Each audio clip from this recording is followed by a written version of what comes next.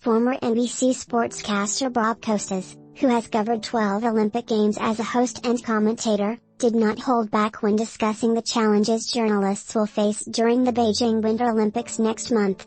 The IOC deserves all of the disdain and disgust that comes their way for going back to. Costas referenced the 2008 Beijing Summer Olympics and the 2015 Winter Games in Sochi, Russia as examples of the International Olympic Committee's seeming disregard for the prevalence of human rights abuses when selecting host nations. But now, to reach a greater understanding of everything that China represents, he said. They're shameless about this stuff, Costas said of the IOC. Journalists will face a unique challenge during the Beijing Games, balancing politics and sports, CNN's chief media correspondent Brian Stelter said, adding that there are many unknowns in terms of censorship and how free international journalists will be when it comes to reporting on events in and.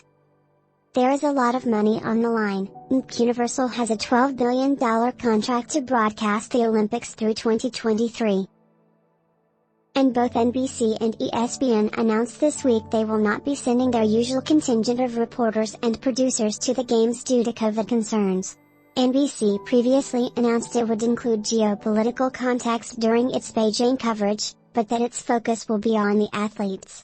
We are going to be focusing on telling the stories of Team USA and covering the competition, Molly Solomon, executive producer and president of NBC Olympics Production.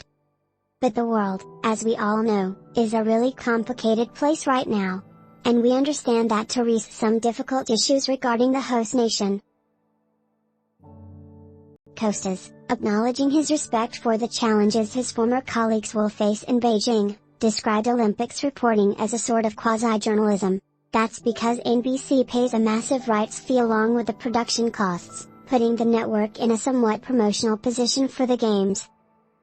He added that covering the Olympics isn't simply a news event, but also an important cultural panorama and travelogue of the host nation, aspects that could be greatly reduced because of COVID and the potential for constant monitoring by Chinese authorities.